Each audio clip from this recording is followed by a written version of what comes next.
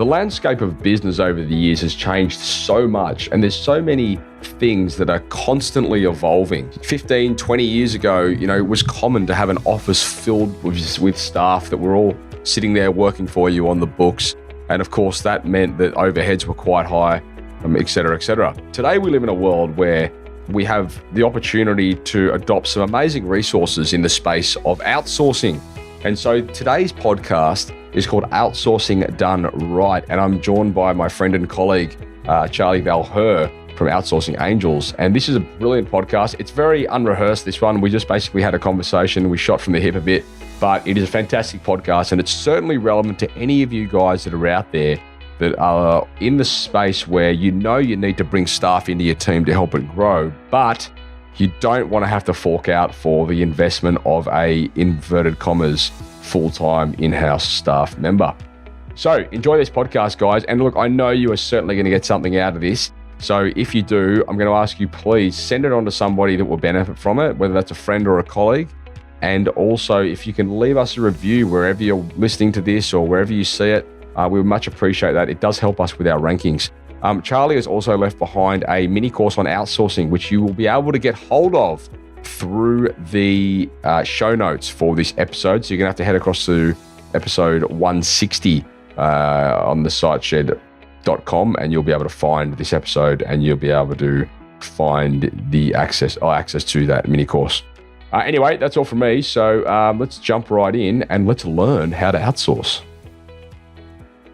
The SiteShed podcast is made possible because of Tradie Web Guys, creators of beautiful websites designed specifically for tradies and contractors. If you're tired of dealing with web designers that have no idea about your industry, then head across to tradiewebguys.com.au and reach out. Like many companies from all over the place, you'll be very glad you did.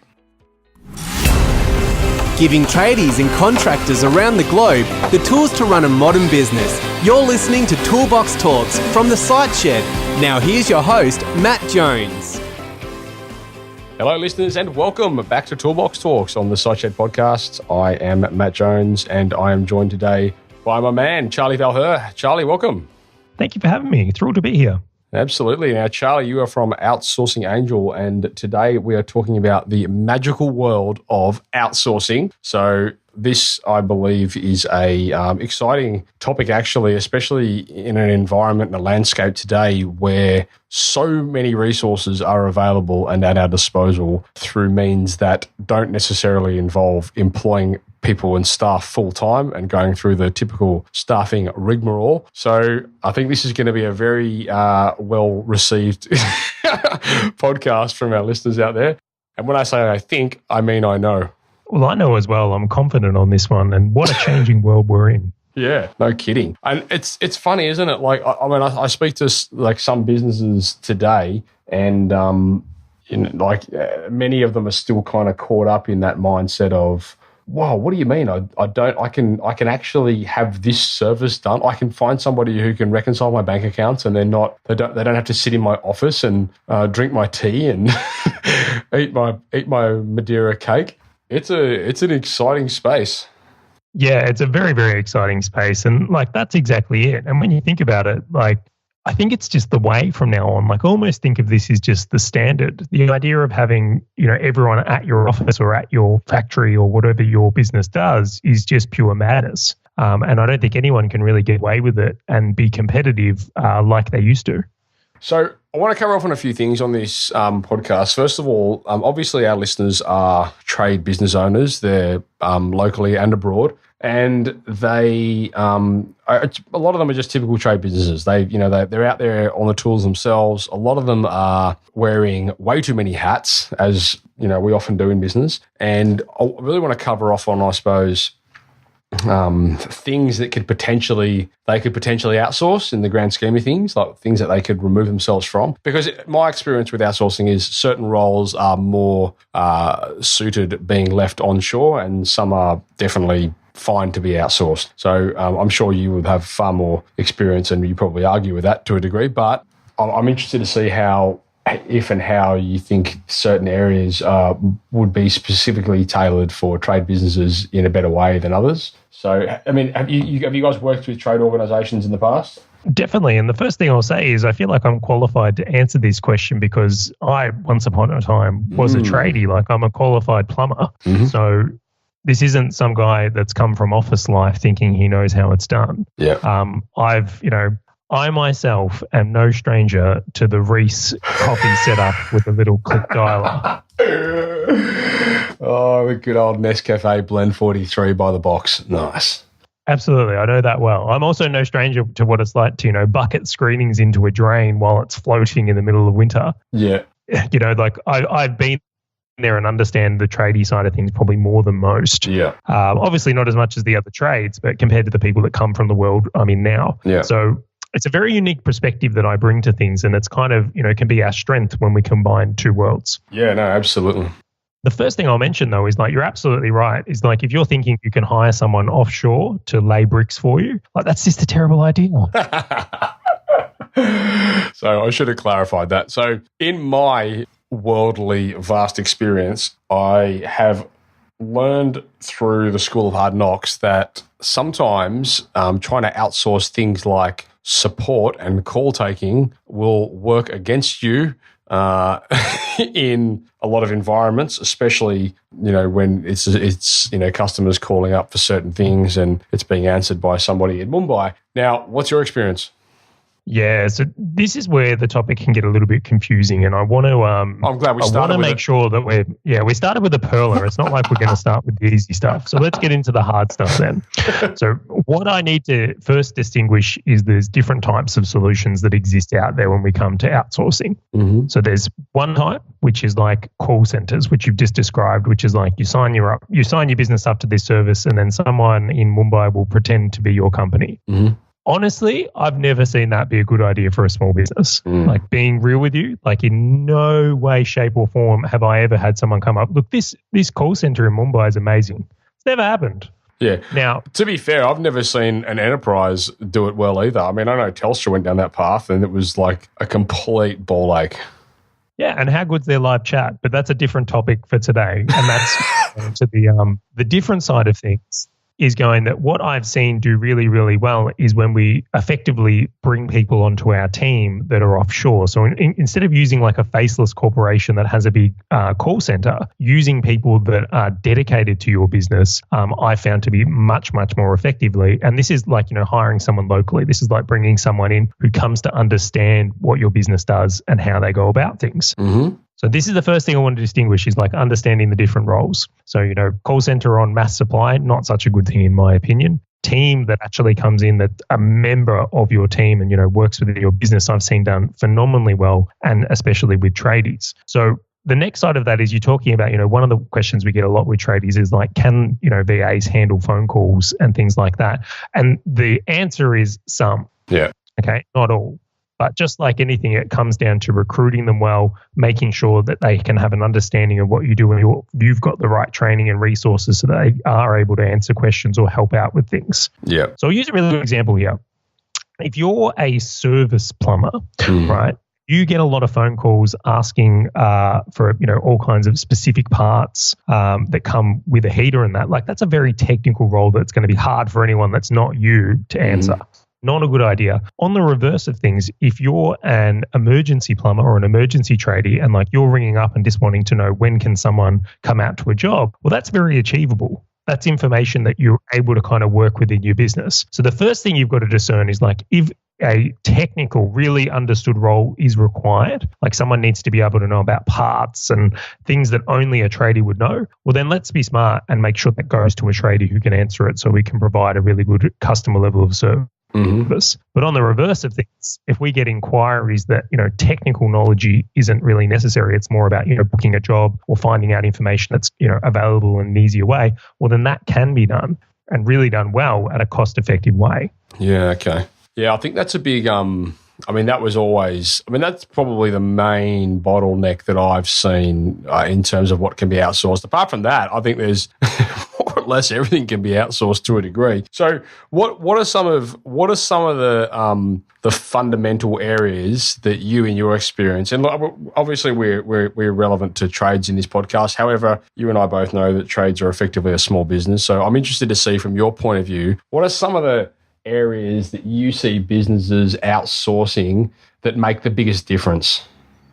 Yeah, so I'll discern this from there because there's a couple of things I'll look at. So the role I see that gets the biggest results across the board, okay? So this is for the business owner that maybe isn't on the tools as much. So if you're a tradie and you've got a team working for you, the role I see that gets the most support is taking all the small and $10 an hour tasks off the business owner themselves. Like what?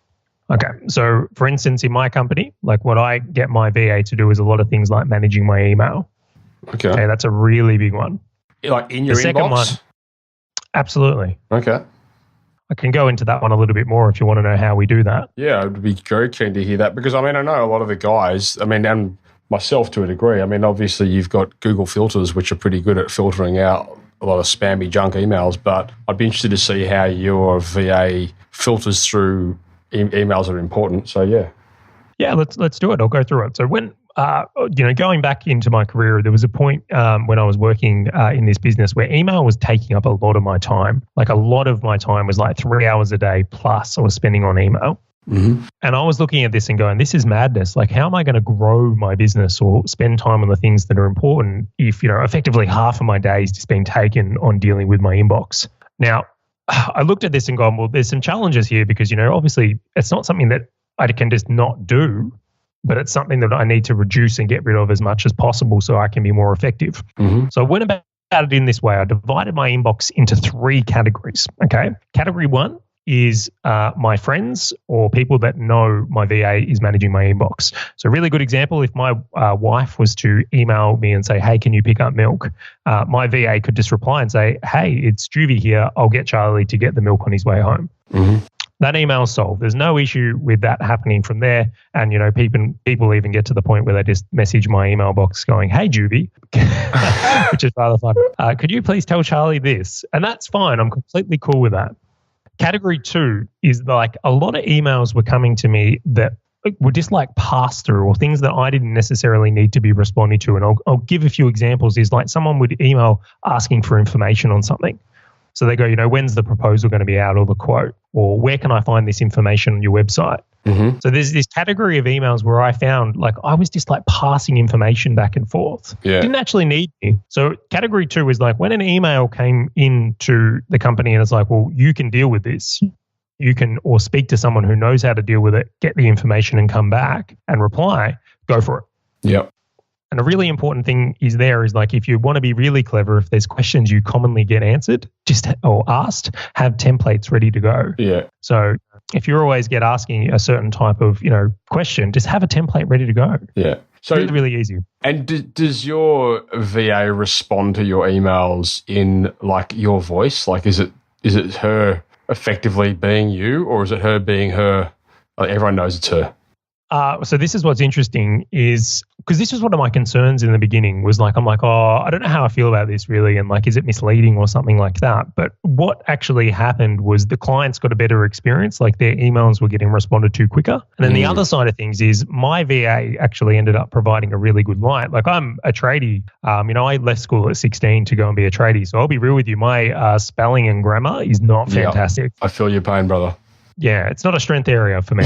But for my VA, she smashes me at it. So actually, like there was an improvement where I was like, well, all of a sudden things were more well worded and understood. So it wasn't necessarily a bad thing that I wasn't the one writing them and in fact was helpful. Yeah. Okay. And what's the third category? So the third category is there's undoubtedly going to be emails that come in which the VA cannot respond to. They might be technical. They might be things that need your attention. Like this is category 1 emails. Right. But what I looked at from here is like, well, how do we get through this? Now, one solution is my VA would put a label on them or star them and I would reply. Or the other solution that worked much, much better is that, well, what if we just have a phone call once a day and you can read me my emails and I'll dictate my reply to you. And then she would type them up. So I developed this system and it's like, there's a hint in that, developing a system so you can use offshore people really effectively or use other people in your business more effectively can make a huge difference. But for me, what I noticed is my email went from 3 hours a day to like at max would be a 30-minute phone call for me to dictate these replies. Yeah, right. Amazing.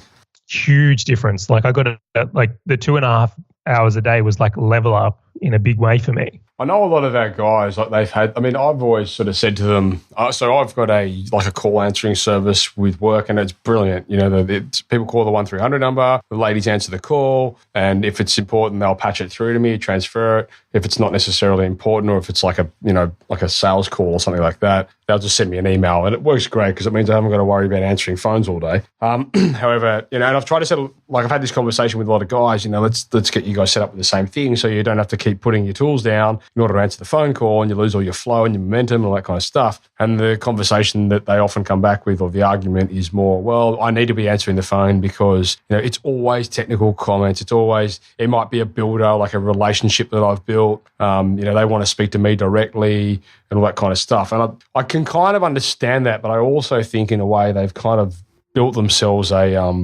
very dangerous scenario.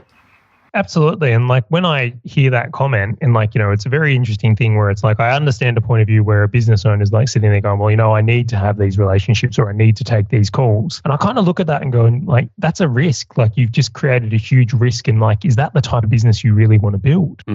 Yeah. So I'm wondering how. I think there's some deeper questions there. Yes. But I suppose what I'd like to know is, how do you then have that conversation? How do you segue into that different model? You know what I mean?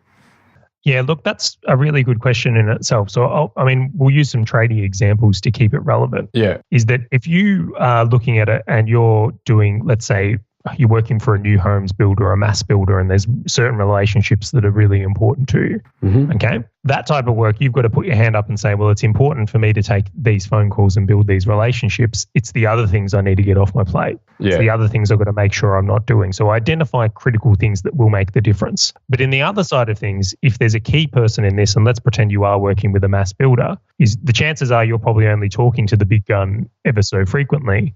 And it's when other people are emailing you for things or asking for requests for work or things like that, that very much can be put through to another person. Right. So if you were saying, look, we want to book in a rough-in for a certain date, that doesn't necessarily need to go to you. So teaching the builders or who you're working with how things work that are going to get them a better result can make all the difference as well. Yeah. So, in that scenario, I suppose if they did have somebody that was at least taking that call, even if half the calls get patched through to them, it's still they're still getting twice as much done, right? Absolutely. Sometimes it's not that we get the whole thing off our plate, but we get most of it off. A reduction is still a win.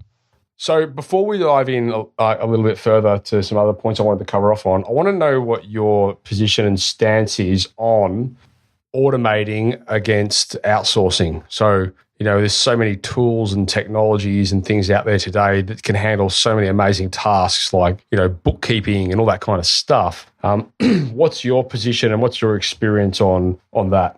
Yeah, so my position is this, you still need both these days. AI has not gotten to the point where things are so well automated that you don't need people. And I think we are a long way off that even happening. However, it's there's some technologies that just make the world move so much more quickly. So where I feel the superpower is where you can give your people the access to the automations and tools they need and combine them. Right. When you make them one thing, it's almost like a multiple. And so would an example of that be CRM or something like that? Yeah, so let's use email as an example here. Let's pretend an inquiry's come into your website for whatever reason, and we're going to send them a sequence. Yeah. Or something like that, or someone's done something in a business that would require a sequence. So an automation version of that would be that, someone's filled out a form and then they're sent emails based on that. Really, really powerful. Mm-hmm. But a more powerful way we could almost go about that is going, well, if an inquiry came in and they got an email from your VA, and then based on how they respond to that email, they got sent a different automation sequence. Yeah. Yeah. Or she was able to give them a certain tag based on their needs or something she knew. Well, then all of a sudden we're kind of amplifying the result they're able to give. Yeah. Okay. So that kind of ties into that. We've spoken about this on the show before, the qualifying people and making sure that they're getting the right communication, or the communication relevant to where they are and where, who they are, where they're at. So yeah, that's a valid point. We interrupt this podcast today to talk to you very quickly about Tradie Web Guy's content creation program. That program has been designed specifically for trade-based organizations as a way that you guys as trade business owners can start creating content that enables you to engage better with your customers and your potential customers. It will enable you to build trust and build rapport because what you're doing is you're investing in educating them. Biggest problem that we see with our customers today is that they're not regularly updating their websites. And that's a problem because first of all, the search engines are looking for that. And second of all, potential customers are also looking for it. Tradie Web Guy's content creation program has been specifically designed to help you get regular, relevant content on your website consistently every month. We know that it's hard when you're out there on the tools, and we know that sometimes you don't always have the time to be able to do these things yourself. So we're taking it off your hands for you. It's a service that we're offering for you guys. We want to make sure that you're getting this done because we know how important it is. Anyway, head across to tradiewebguys.com.au/content, fill in the form, and one of our representatives will come back to you. You've got a fantastic, thriving Facebook group. Mm-hmm. Okay. Now, one thing I know you can do is there's some tools out there that will show you who are the active and inactive members. Mm-hmm. Okay. Now, one way to go about it is sending an automated email to people that aren't active. And that's a little bit impersonal, but a more powerful way is looking at it and going, well, if a VA was to personally contact someone through Messenger or Facebook and say, hey, look, we've noticed you're not active in the community. Is there something we can help you with? Or is there a question you would like to help you get started? You can really add this personal touch and almost take advantage of the human element as well. Yeah, no, I completely agree with that. So what about what other technologies do you like? I mean, I'm guessing that when you help somebody bring on a new staff member who's located offshore, I'm guessing that is a conversation that you certainly have to have with them. Okay, what tools are you using, or what tools can we use to help this process, right? Absolutely. So this is in itself is a really interesting thing, is when we hire people, we really have to do an assessment of ourselves first, or an audit of ourselves. Mm-hmm. Okay. So it's like when we go, we don't just hire people randomly. We look at our business and go, okay, well, this is what I need done. That's the starting point. Is like, what do I want to hire someone for? Like, what output am I looking for? Is it a marketing person? Is it a support person?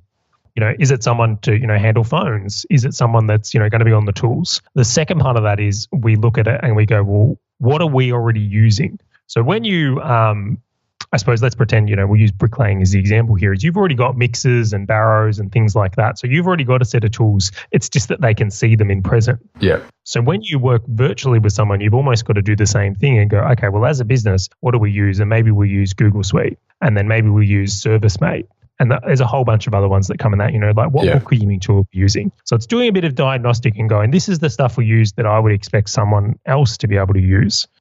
And then that's where you can almost hunt for that skill set. Yeah, and I think that's important as well. I mean, like realistically, there's a lot of the listeners out there probably aren't familiar with a lot of the tools. So I suppose when they speak to guys like yourselves, you can offer quite a experienced hand and guide in the space of, different things that can be implemented in order to help streamline certain areas of their business, right? Well, this is what's getting really fascinating to me is like, as a tradie, all right, you're doing your thing and all the rest, but we have to recognize the world's changing. Like once upon a time, really obvious examples to me is like the Yellow Pages used to work. Okay, it really did. When I was plumbing, we used to do all the pipes in copper when I started, right? We were welding up an entire house for water. Towards the end of my career, we were using plastic. Like everything was like rehow. Yeah. And now it's gone back to copper again, but with compression fittings. You've seen that? Yeah, crazy. Like, and even some of the gas lines I've seen is like this high pressure plastic. Yeah.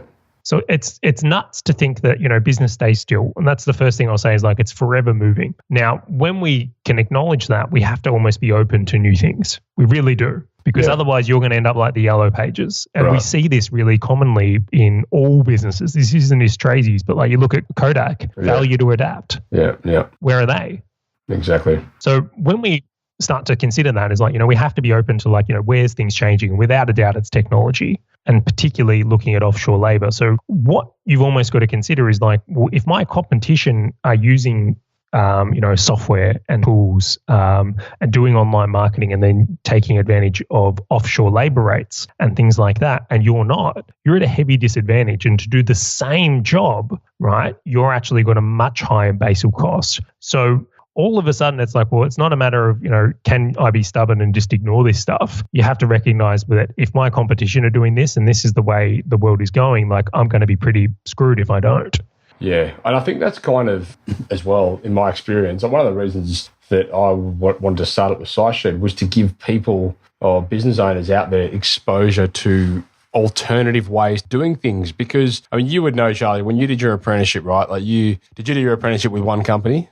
I did it with two. With two companies. So I was the same. I did my apprenticeship with two companies. And I know when I went to the second company, I was like, oh my God, these guys do it like this. This is so much better. But until that point, I had no exposure to alternative ways to do things. So I always just thought the way that we did it was the way that it was done. But, through learning and through seeing the way other people do things and, networking and speaking to people that are doing certain different things or doing the same things, but just doing it differently, like you learn about things, right? So I think that's really important that people, it's really important that you get that exposure to alternative things. Absolutely. Now, it's such an important thing. And I completely agree with that, by the way. I remember how blown away I was at how quickly we were getting rough-ins done when we had one person on water, one person on gas, right, and one person on the set out. And I was like, well, the old company, you just kind of did all those things. And I was like, this is so much better and quicker. Yeah. So, but fascinating nonetheless, but it kind of exists on layers. And this, as I said, applies to every business, as we've said. Right. Yeah, no, that's exactly right. Yeah, so then I suppose the next part of that is now that we're open and going, okay, well, I can't stay a dinosaur. If you're one of these people that can be open enough to seeing these things and you're an early adopter, which I still think is the case for a lot of tradies, a lot of tradies are refusing to adapt to the new ways of things. Yeah. You can actually be at a significant advantage. So I'll use a really good example of there's someone that I see frequently on my Facebook feed, and all he does, he's a plumber who does bathroom renovations, but he takes before and after photos and posts them on Facebook. And I tell you what, if I ever get a bathroom reno done, I'm using this guy. Yeah, interesting. Now, simple. Simple. It's just showing his work to an audience. That's it. But I love it. I mean, this kind of ties into a different topic altogether, and we're big on this, trying to get guys to really start telling their story, because when we have this conversation with these guys and we're like, okay, well, tell me about what you do and tell me why it's cool, and all of them go, well, nothing, we just build houses. And I'm like, oh really, you just transform people's lives, do you? And they're like, oh yeah, you're right. So putting that in perspective and then giving them a platform which enables them to tell that story, before photos, after photos, during photos, problems they overcame and all this kind of stuff, telling the story. That's such a powerful tool, and on a conscious and a subconscious level, that builds trust and rapport like no Facebook ad ever will, that's for sure. Yeah, so this is what I think is really interesting. And we're talking about, examples before of how to use a V8. I'm just going to put it out there. If you're a tradie right now and you just take photos of you before and after, or even shot a little iPhone video and talked about why you did a job in a certain way, and then you gave that to a VA to post on your social media or send to your database or show customers that have put a quote in, I'll put a guarantee out there that will move your business in a positive way. Ooh, it really will. Nice. Yeah, okay. Are we moving on then? We are definitely moving on. Awkward silence. Okay, cool. Covered. Well, I actually had to have a quick sip of water there, and I was like, "Well, this is bad timing." Oh, okay, gotcha. I thought you were going to enlighten us with some more wisdom, and instead you were just chugging water. That's cool. So, what about when we talk about? So we've covered it, I suppose, and conscious of the time as well. I won't keep you too much longer, but I would just like to maybe in closing talk about some of the key areas that a typical trade business can step away from as a business owner, and they can get somebody to fill that void that doesn't involve having somebody sitting physically in your office. So let's fire through some of the areas that can be outsourced. Yeah, let's do it. So I'll go with the one I just kind of covered. I really do feel that there's room for marketing to be done out of the office. What type of marketing? Like the example I just used then, if you're someone who's going to take photos of before and after and you want that, posted on your social media, sent to your database or sent out to people that are putting inquiries in, I think that's a really powerful strategy. I really do. Yeah. On the reverse of things, if you're all also sending an email newsletter, or you're doing promotions, like hint, it's like, it's getting very cold in here this time of year, Matt. And I look at it and go, well, a lot of people are going to need their heater serviced. Mm-hmm. So can you imagine like sending a broadcast to everyone that's got, being with you on that database? Really powerful strategy as well. Mm-hmm. That type of marketing, really effective to be done by a VA. Yeah. That's some strong stuff. Specialist marketing like AdWords services are a bit of a different category, and I'm kind of hedging that now in saying that probably isn't the most suitable thing, because I know how competitive some of those spaces can get. Right. And I think they're probably much better off working with guys like you to go through that type of thing. Do you reckon as well, Charlie, in those sort of instances, I know we've worked with companies in the past that are very good at what they do, but in a different location. So I worked with an AdWords company at one point, and they were US based, and just the language difference between locally and abroad was so amazingly significant and obvious when you're considering keyword research and things like that. I was just like, what are you guys talking about? Like, and then not knowing the location, the areas, the suburbs, slang and all that kind of stuff. I really found it quite a challenge. Look, I wish I could put a blanket statement on that yes, but I've really had good and bad experiences with both. Like I've had experiences where I've hired local marketing companies, for that exact reason, and they've been terrible. Right. And I'm like, wow, that was a big waste of money. Right. And then on the reverse, like I've hired offshore companies to do this type of work and it's gone well. Yeah. So really, I guess we've got to say is like, you've got to do a bit of due diligence. Yeah. I think if you are going to, play in these fields, the best thing you can do is look to sources that have had success in the past. So try and hedge your bets by, seeing who's doing it well and using those types of providers or getting a recommendation. Yeah. Okay, cool. All right. So that's marketing. What else we got? So you mentioned this a little bit earlier, but bookkeeping and accounting, I really don't feel like any tradie should be prioritizing that as something they must do personally. They should definitely be reading the reports, definitely on that front, but the actual that type of thing there, you got to get that off your plate. You got to get that out the door. It's actually, it's interesting that you say that, because that's something I've been looking at doing myself. Although to be fair, I don't really have a whole lot of stuff to reconcile. But I mean, I know for these guys, like a lot of these tradies out there, I mean, they're doing, sometimes 10, 15, 20, 30 plus invoices a day. Like that's a grind. It is an absolute grind, and it's brain power you just can't be caught up with. Yeah, exactly. Okay, cool. So that's interesting. So you can outsource accounting, and then a lot of people will be sitting there going, oh yeah, great, I'm really going to outsource my accounting to someone who's overseas and give them access to all my financials. What do you say to that? Oh, I've heard that before. And the funny thing is, if you're using an accountant at the moment, you're probably already doing it. Exactly. So before you throw stones at the idea, as I said, you've got to be open to how the world's changing and how we look at these things from there. Yeah. Now, obviously, data sensitivity is a big thing. Like, I'm not saying you don't only take the risks you need, but there's certainly companies out there doing very well. And my experience with offshore, like particularly the Philippines, is like I probably trust them more than I trust a lot of Australian companies. Yeah, totally. So there's a bit of a mindset thing, is like, is the thought that because I can drive to someone's office and yell at them if they use my data incorrectly, is like that the driving force? Yeah. And, this is coming back to what we mentioned earlier about we've got to be open to how the world is moving. Yeah. All right, cool. So we've got marketing, we've got accounting / bookkeeping. What else we got?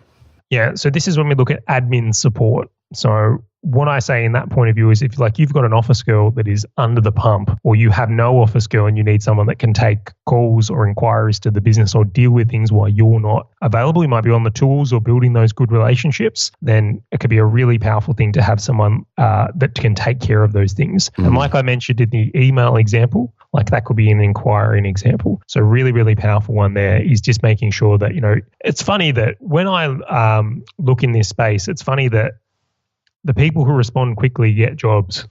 Right. So if you're an emergency plumber and you're putting an inquiry going, how quick can you get out here, and you don't answer the phone, right, you're not getting that job. Yeah. Yeah. So that's a really important kind of role I look at from there. And, as specified, it's not a technical role. It's just helping people get to the information that you're not available to give. Yep. Okay. And I suppose there's so many factors that could add to the admin bracket, isn't there, really? I mean, absolutely. I mean, even ordering materials can be a really interesting one. Yeah, I've seen done. Interesting. following up and getting prices. So I'll give you an interesting one. It's like I did a little bit of work in commercial at one point, and I'm like, what was interesting is what went into quoting a job. And often there'd be guys just spending hours ringing up different suppliers going, how much is this 3/4 elbow here? Yeah. And they'd ring someone else and go, what, this guy's just said this price, and what price can you do a 3/4 elbow for? Yeah. And I was like, well, that's not really a good effective use of time. So, there's actually like quoting facets that could be really interestingly used as well. Yeah. Okay, cool. All right, that makes sense. So we've got marketing, we've got accounting, finance, we've got admin. What else we got? Well, now this is one I think is might be the vein of someone's existence who's listening to this show. Debt collection. Oh, shit, yeah. Would that tie into accounting, you reckon?